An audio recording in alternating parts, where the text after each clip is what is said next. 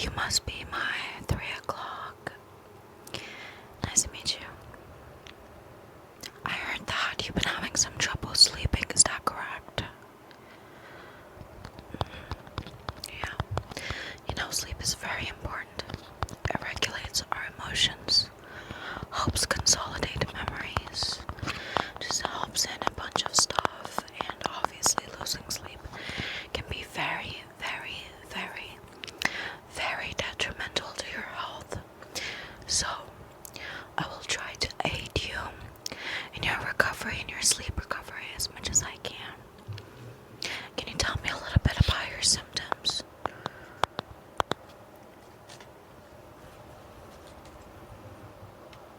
Yeah.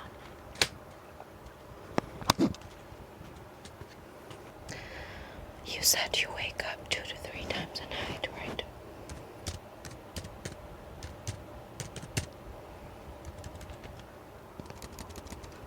Yes. Now, you know, in the medieval times, people got their sleep not sleeping through in blocks, sleeping through the night in blocks of 8 hours or 7 hours or 10 hours or 9 hours. But they woke up once or twice. While that is normal, our current modern lives cannot support waking up consistently throughout the night. So I understand you wish to sleep in blocks, right? That's perfectly understandable. Are you on any medication? You're on some. Okay. You know, melatonin isn't that helpful usually, but it's still better than nothing. It does help secrete the hormones. You want me to tell you? Alright.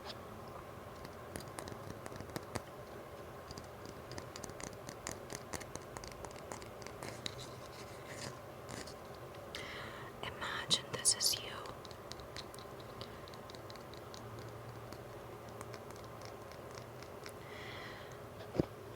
You have in your brain something called the suprachiasmatic nucleus.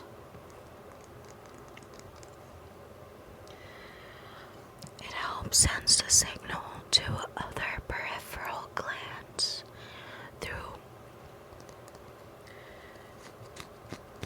the neurotransmitters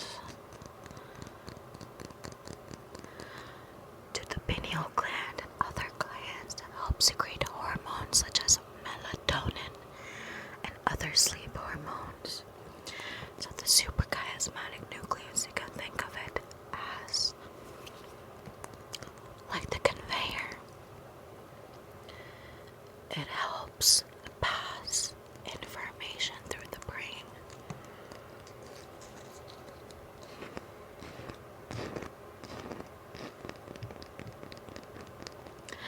And when it's disrupted, it can cause a lot of stress in the patient.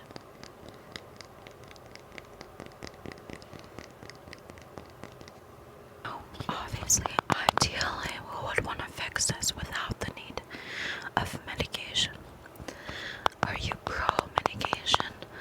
Like, not that it matters whether you're pro or not, because medication is medication, and medication does help. But would you prefer to go with a non-medication route or with a medication route? You're fine with medication, okay. Well, first off, we can initially just start off with melatonin. It's not a medication per se, it just helps secrete the hormones. It helps in the production and secretion of hormones. It's not a medication that has direct effect on the brain or the neurotransmitters. So it's not like an SSRI or an antidepressant per se. We can start out with this, but as I've mentioned, people don't usually find this as effective as some of the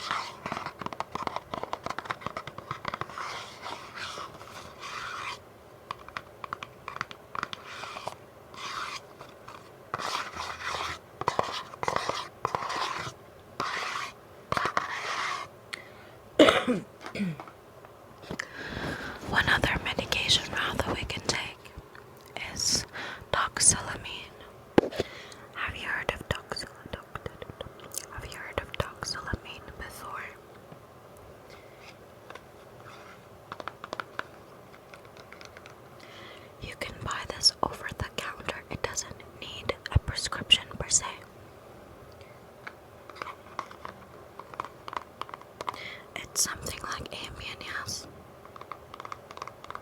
It doesn't promote a lot of healthy sleeping habits, but if you think that sleep is your number one priority and you don't care about the healthiness of the sleep, then I would say this one is for you.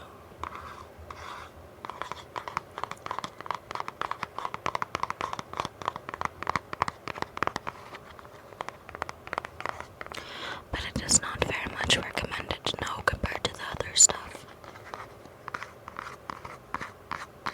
It is completely healthy, yes, it is sold over the counter for a reason. You don't need a prescription to buy this.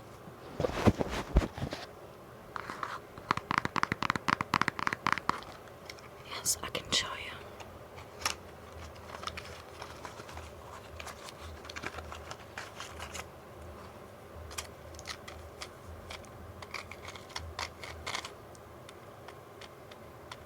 They come in medications of 10 and 2 of these. So medications of 20 in one box.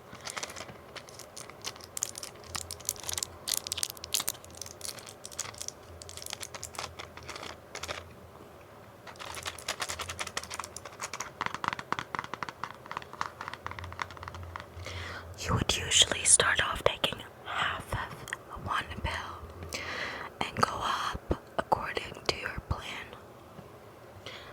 Never take too much of it just because you can't sleep. Never. Never, ever, ever do that.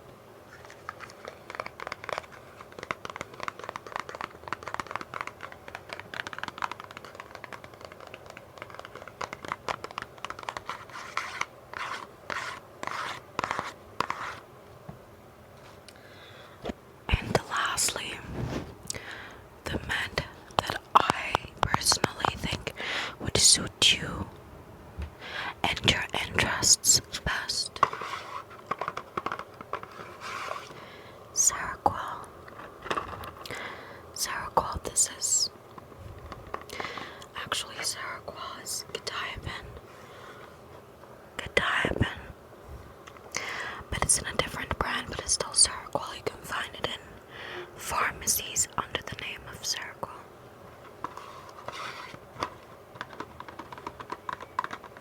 This is 150 milligrams, and obviously that would be too much for you.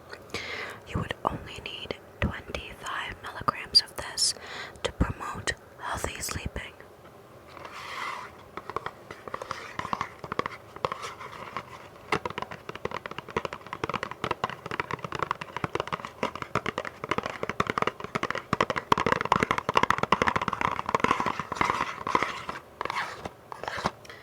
It is a second generation atypical antipsychotic, but don't let the name scare you. Antipsychotics are used for a variety of different reasons. Lack of sleep and insomnia being one of those. Some types of treatment-resistant depression might require antipsychotic use, as well as obsessive-compulsive disorder, obviously, and bipolar disorder, and schizophrenia and such, and psychotic disorders obviously do need treatment with an antipsychotic medication. But like I said, don't let the name scare you. You don't prefer this? I mean, yes, it has some side effects like weight gain. One patient of ours gained 40 pounds in a year. There are other ways you can promote healthy sleeping habits, obviously.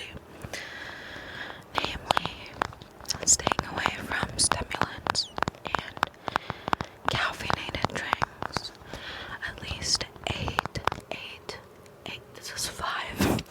At least 8 hours before sleeping. drink like 4 hours before my usual sleep time, but it actually does affect the quality of your sleep very much.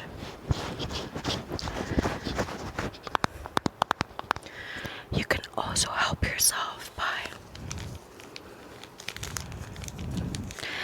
instead of drinking coffee, you can help yourself by drinking tea. It still has a little bit of caffeine in it that would help you, but not too much to where it would disrupt your sleep.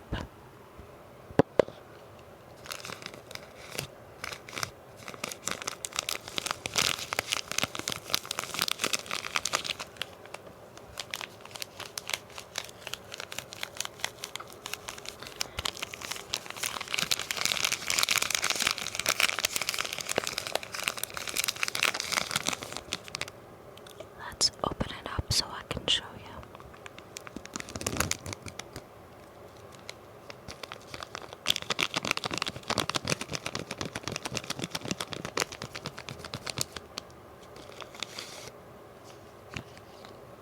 Yes, this is Arabic tea and it smells like tea.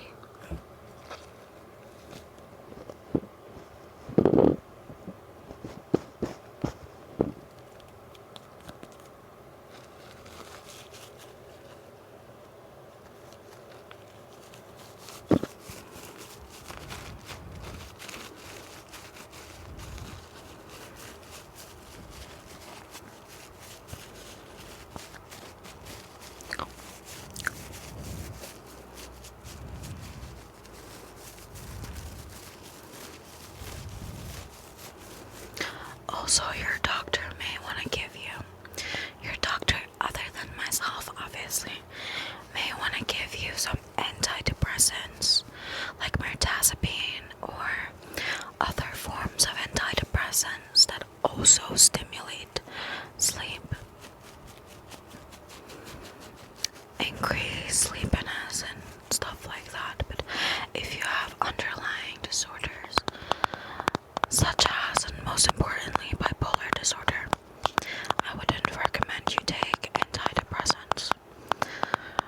Yeah, it can cause all sorts of side effects, like ranging from mania to general dysphoric effect, meaning you may be irritable, you can't sleep, you may be in a sour mode, and on top of everything, they don't really work for you if you have bipolar disorder, obviously. No, they don't work at all, at all, at all. Obviously, it can differ from person to person, but mostly they don't. They don't. Let's talk pillows. You should stray away from pillows that are too soft and also too hard.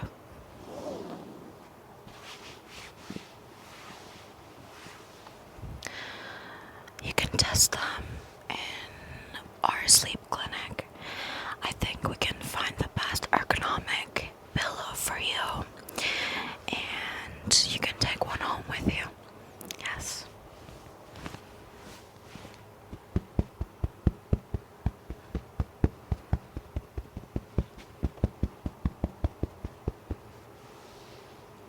Sleep is very, very, very, very important. It almost dictates every other aspect of your life.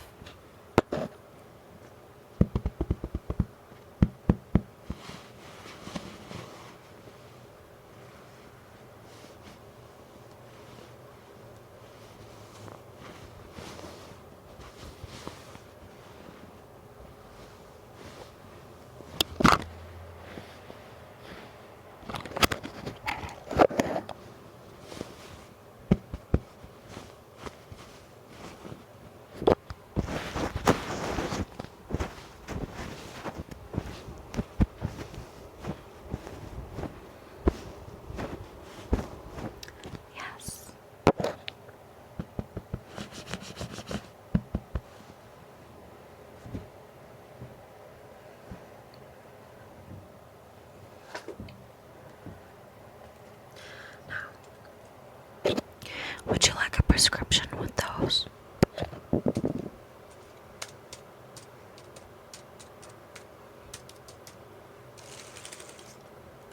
You don't? Okay. You're gonna go with melatonin. You're gonna go with melatonin.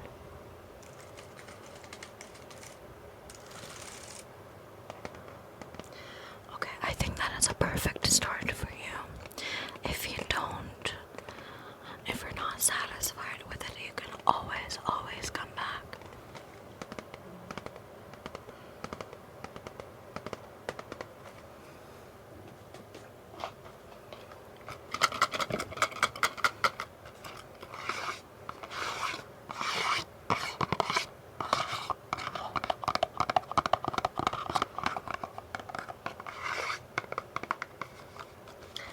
Yeah, you shouldn't take more than 2 a night.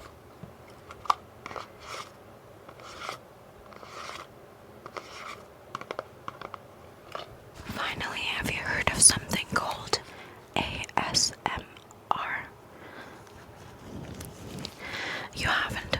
Okay, well, it's called the Autonomous Sensory Meridian Response. And it's just something weird and cool that your brain does. It makes you have, according to certain stimulants, it makes your brain have this sort of tingly feeling. And a lot of people who do watch ASMR actually say it makes them sleepy. It's just something harmless that you can try doing before bed.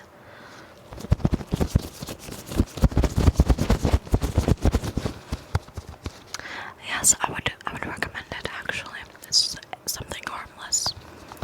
And if anything, it does work and it does make you sleepy.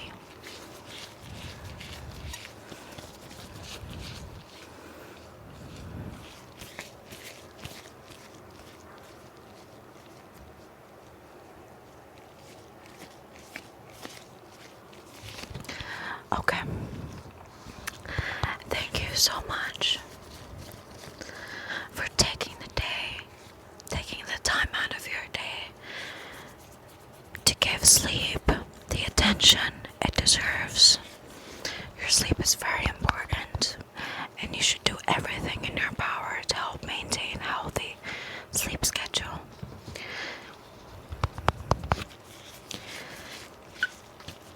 Yes, I'm glad I could be of help.